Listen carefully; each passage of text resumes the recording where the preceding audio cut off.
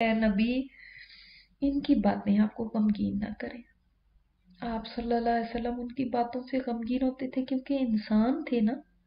Robot ہوگا جس کو کسی کی باتوں کا کوئی اثر ہی نہیں ہوتا، لیکن جو بھی انسان ہوگا چاہے وہ پیغمبر ہی کیوں نہ ہو، کوئی بات اس کو غمگین بھی کرے گی، کوئی پریشان بھی کرے گی، کوئی بات اس کو خوش بھی کرے گی. تو اسی سے پتہ چلتا ہے نا کہ آپ صلی اللہ علیہ وسلم انسان ہی تھے. ہم یہ سوچ لیتے ہیں کہ وہ تو پتہ نہیں انسان ہی نہیں تھے نا، سارے غم اور ساری پریشانیاں ہمیں ہی ہوتی ہیں، ان کو تو کوئی شاید چیز پریشانی بھی ہوتی تھی تو ان کو کوئی پریشانی ہی نہیں ہوتی تھی. ایسی نہیں ہے بات، وہ بھی انسان تھے اور ان کو بھی پریشانیاں لاحق ہوتی تھی. بھوک بھی ان کو لگتی تھی، پیاس بھی ان کو لگتی تھی، کوئی بیماری بھی ہوتی تھی تو اس کی تکلیف بھی ان کو ہوتی تھی، زخم بھی ان کو لگتا تھا تو تکلیف پہنچتی تھی. تو ایسے نہ سوچ لیا کریں گے ان کو کچھ ہوتا ہی نہیں تھا. نہیں، تو غم ان کو بھی لگتا تھا جیسے ہمیں فیل ہوتا ہے، ان کی بھی فیلنگز تھی. تو ان کو اللہ تعالیٰ تسلی دے رہے ہیں کہ اے نبی آپ غم نہ کریں، اور ساری عزت بھی اللہ کے ہاتھ میں، جو وہ کہتے ہیں اس سے فرق نہیں پڑتا. اس سے ہمیں بہت بڑا سبق لینا چاہیے کہ انبیاء کو لوگوں نے ستایا، باتیں کی، ان سے غمزدہ بھی ہوئے، لیکن یاد رکھیں کہ کسی کے مذاق اڑانے سے یا باتیں کرنے سے آپ کی عزت کم نہیں ہوتی، کیونکہ عزت تو اللہ کے ہاتھ میں ہے. انہوں نے تھوڑی عزت دینی ہے تو عزت ملے گی، عزت تو اللہ نے دینی ہے. وہ جس کو عزت دے دے کوئی اس کو ذلیل نہیں کر سکتا، اور جس کو ذلیل کرتے کوئی اس کو عزت نہیں دے سکتا. ابو جہل وہاں پہ عزت والا بنا پھرتا تھا، ذلیل ہوا نا. اور آپ صلی اللہ علیہ وسلم کو انہوں نے باتیں بھی بنائی لیکن آپ کی عزت ہی عزت ہے. تو اس چیز سے دل تھوڑا نہ کیا کریں انہوں نے میرا مذاق اڑا دیا، انہوں نے میرے بارے میں باتیں کر دی، وہ ایسا کہہ رہے تھے، اور اتنے ڈپریس ہو کے بیٹھ جائیں کہ بس پھر اب کام کرنے کا ہی جی نہیں چاہتا اور اب میں کیا کروں اور اب وہ مجھے اس طرح کہتے ہیں. نہیں، ان العزت للہ جمیعا، وہ سمیع العلیم، وہ سننے والا بھی ہے جاننے والا بھی ہے. اللہ سن لو سارے لوگوں، پہلے ہمیں بات بتائیے انا اولیاء اللہ لا خوف علیہم ولا هم، جیسے ان کی ایک اناؤنسمنٹ ہو رہی ہے اللہ کے دوستوں کو کوئی نہیں خوف اور نہ غم ہوگا. اب کیا کہا جا رہا ہے؟ سن لو، ان للہ من فی السماوات و من فی الارض، بے شک اللہ ہی کے لیے جو آسمانوں میں اور جو کو زمین میں. کیا مطلب؟ یعنی اللہ ہی مالک ہے جو آسمانوں میں اور زمین میں، اللہ ہی خالق ہے، اللہ ہی کا اختیار ہے، سب کچھ اس کا ہی ہے. یہ تم جتنے بھی بنے پھرے رہو کہ یہ عزتیں ہماری، یہ دولتیں ہماری، یہ جائیدادیں ہماری، یہ اولادیں ہماری، یہ گھر ہمارے، یہ ملک ہمارا، یہ فلاں ہمارا، سب کچھ تو اللہ ہی کا ہے. کچھ بھی ہمارا نہیں ہے، اللہ کا ہے، اور اس نے دیا ہوا ہے ہمیں کچھ دیر کے لیے استعمال کرنے کے لیے، اور ہم نے واپس اسی کے پاس چلے جانا، اور واپس ہماری سب چیزوں نے بھی اس کے پاس چلے جانا. تو کس کا ہوا؟ للہ میراث السماوات والارض، میراث تو اس کی ہے. واپس ہم مر جائیں گے، پھر اس کے بعد پھر اس کے پاس پھر وہ آ جائیں گے. اگر کوئی اور لے گا تو اس کے بعد کس کا؟ اصل میں کس کا؟ تو اللہ ہی کا ہے. جب یہ بات کا یقین دل میں آ جائے کہ سب کچھ اللہ ہی کا ہے، اچھا تو پھر آپ مانگیں گے کس سے؟ اگر آپ کو ان میں سے کوئی چیز بھی چاہیے، عندہ مفاتح الغیب، اللہ کے پاس چابیاں ہیں غیب کی، اس کا ہے سارا کچھ. آپ جا کے کہیں اور سے مانگ رہے ہوتے ہیں، وہ دے دے گا، وہ دے دے گا، میرے مسئلے کو وہ حل کر دے گا، مسئلے کا حل بھی اس کے پاس ہی ہے. سب کچھ جو زمین اور آسمان میں اس کا ہی ہے. اچھا یہ آیتیں بھول جاتی ہیں اس وقت انسان کو لگتا ہے یہ مجھے دے گا، یہ شفا یہاں سے ملے گی، اولاد ادھر سے ملے گی، مسئلے کا حل ادھر سے ملے گا، شوہر کی محبت کا وہ ہے وہ ادھر سے ملے گا، محبوب قدموں میں ادھر سے ملے گا، اور پتہ نہیں کیا کیا، اور کہیں کے ویزے ملنے ہیں، کہیں کے پاسپورٹ ملنے ہیں، وہ بھی کہیں سے ملیں گے.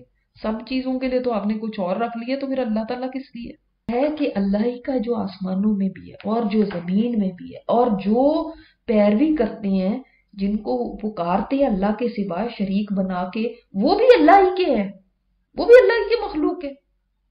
ٹھیک ہے. اور اگر یہاں پہ ماں کا معنی یہ لیا جائے کہ اللہ تعالیٰ سوال کر رہا ہے، اور وہ کیا ہے جن کی تم پیروی کرتے ہو، جن کو پکارتے ہو اللہ کے سوا شریک، وہ کیا چیز ہے؟ وہ کچھ بھی نہیں ہے اللہ کے آگے۔ اور پھر اگر ماں کا معنی نہیں کا لیا جائے، ماں نافیہ لیا جائے، تو پھر بھی کیا بنے گا؟ اور نہیں وہ پیروی کرتے، جو وہ پکارتے اللہ کے سوا شرکا شریکوں کو، ان یتبعون الا الظن، نہیں ہے وہ مگر ظن، مگر وہ گمان ہے، نہیں وہ پیروی، جو بھی وہ جن کی بھی وہ پیروی کرتے ہیں نا، جن کو بھی وہ پکارتے ہیں اللہ کے سوا شریک بنا کے، وہ ان کی نہیں پیروی کرتے، وہ صرف ظن ہے، ایک گمان ہے جس کے پیچھے وہ بھاگ رہے ہیں۔ اور پکارنا، میں نے آپ کو بتایا تھا، دعا کرنا کسی سے، یہ شرک ہے۔ اللہ کے سوا کسی اور سے کو پکارنا ایسے کہ جیسے یا علی مدد، یہ کیا ہے؟ یا رسول اللہ مدد، یہ کیا ہے؟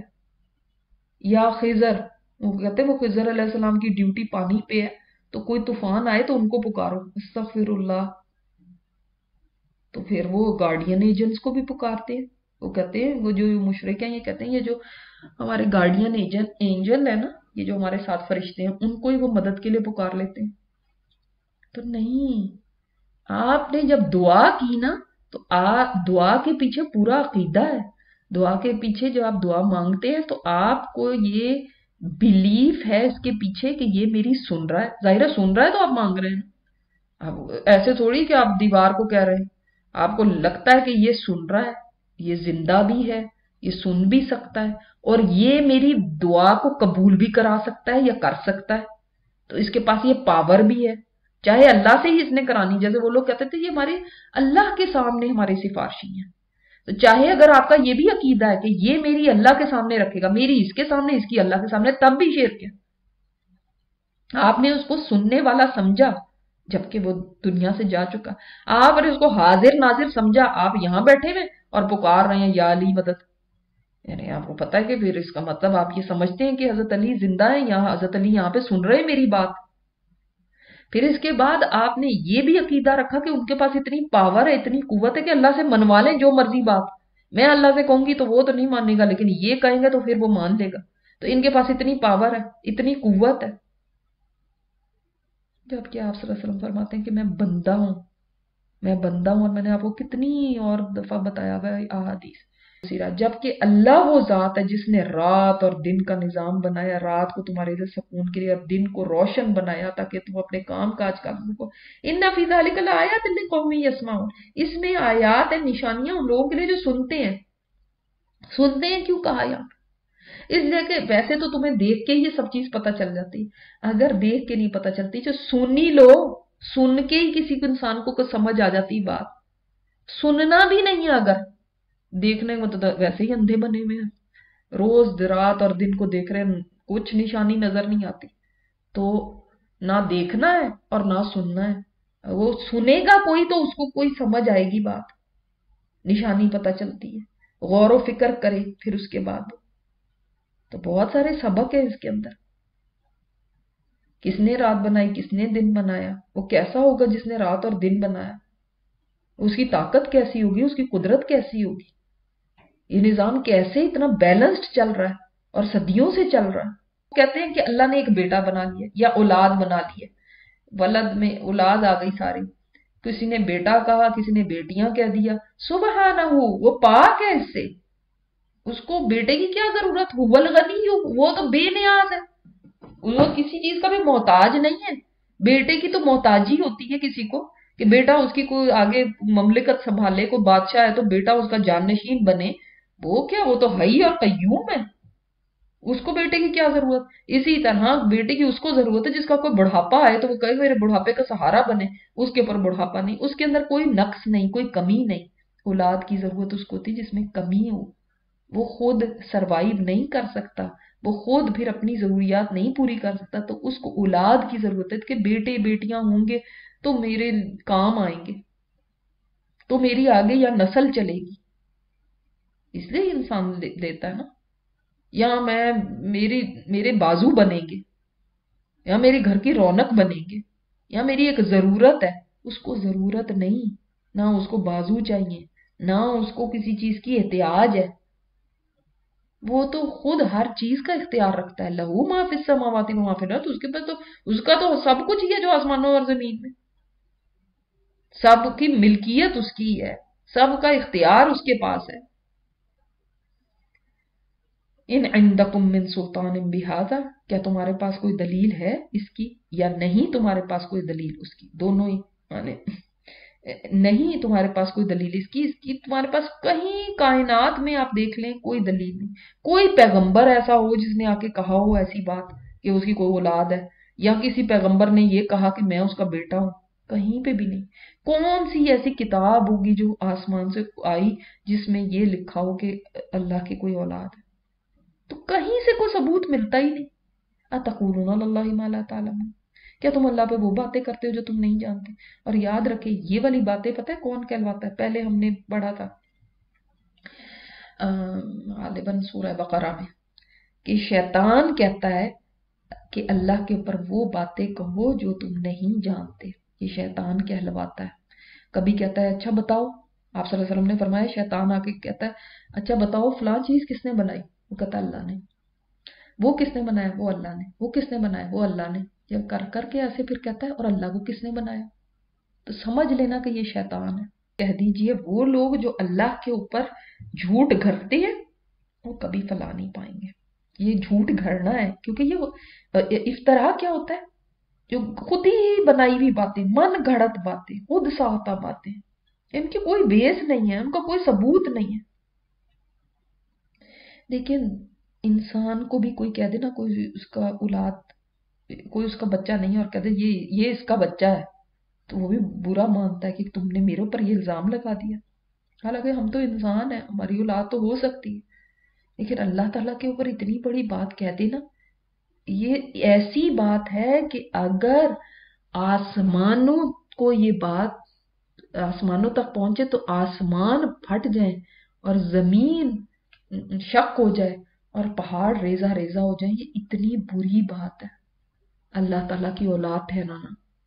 یعنی دنیا میں کچھ عیش و عشرت مل جائے گا، کوئی لوگ فالوئنگ کرنے لگیں گے، کوئی لوگ بڑا سمجھنے لگیں گے، کوئی پیسہ مل جائے گا ایسی جھوٹی باتیں بنا بنا کے کرنے سے، ایسی شعلہ بیانی سے.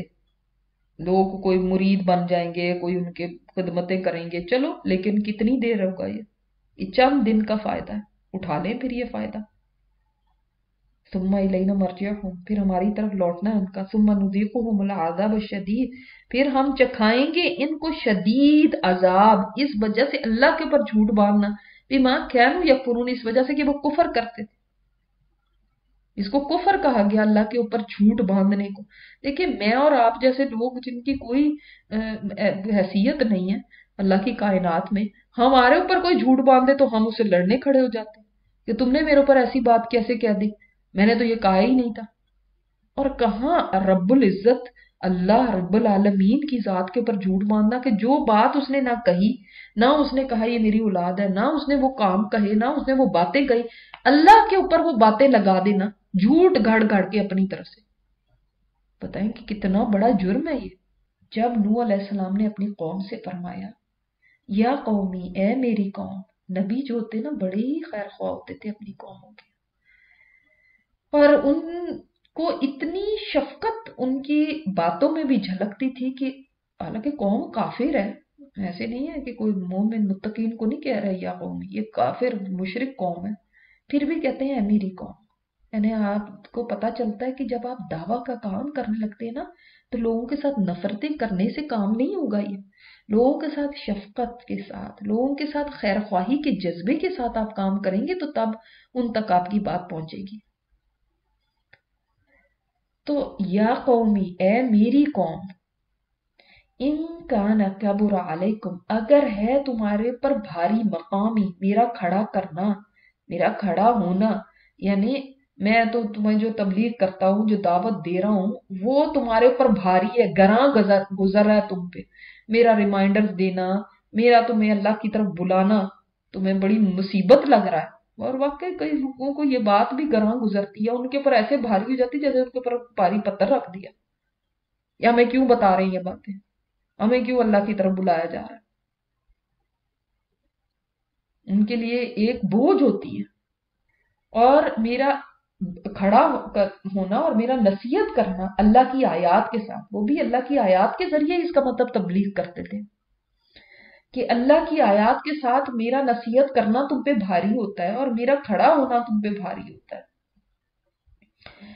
تو فعال اللہ ہی توکل، تو آگے یہ نہیں کہا تو پھر میں نہیں کرتا، اگر تمہیں اتنا ہی برا لگتا ہے میرا وجود، میرا بلانا تمہیں اللہ کی طرف، تو پھر میں ٹھیک ہے نہیں بلاتا، یہ نہیں کہا۔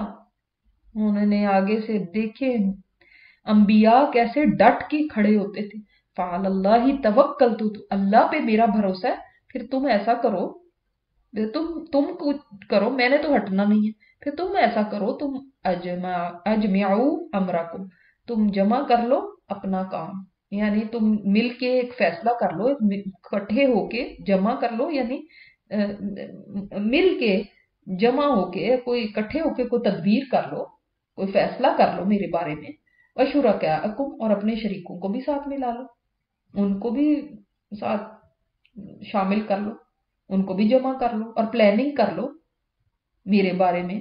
ثم لا یکن امرکم علیکم غمۃ، پھر نہ ہو فیصلہ تمہارا تم پر مخفی، یعنی بالکل ایک پیج پہ آ جاؤ، کوئی چیز کی کنفیوژن نہ رہے، سب بالکل کلیئر ہو، کوئی چیز چھپی بھی نہ رہے، یعنی بالکل اچھی ایک پلاننگ کر لی، بالکل فیصلہ کر لیا، کلیئر فیصلہ، کلیئر ذہن کے ساتھ فیصلہ کر لیا۔ ثم قدوا الیہ، پھر کر گزرو میری طرف، ولا تنظرون، اور نہ تم مہلت دینا مجھ کو، مجھے مہلت بھی نہ دینا کہ میں کچھ اپنی کوئی تیاری کروں، کوئی اپنے لشکر تیار کروں، کوئی مہلت نہ دینا میرے ساتھ، جو کرنا تم نے کر لو۔ ثم قدوا الیہ کا مطلب کیا؟ جو کرنا کر لو میرے بارے میں۔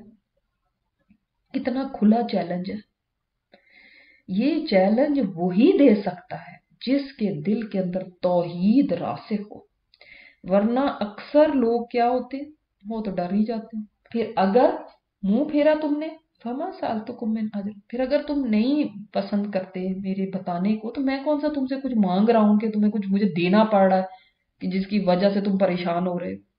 ان اجری الا علی اللہ، میرا اجر تو میرے اللہ کے پاس ہے۔ پہلے بھی سورہ اعراف میں بھی پڑھ چکے ہیں کہ پیغمبر جو تھے نا، وہ لوگوں کو تبلیغ کرتے تھے لیکن ان سے کچھ مانگتے نہیں تھے، ہاں ہمیشہ یہ کہتے تھے ہمارا اجر تو اللہ کے پاس ہے، ہم نے تم سے کچھ لینا ہی نہیں۔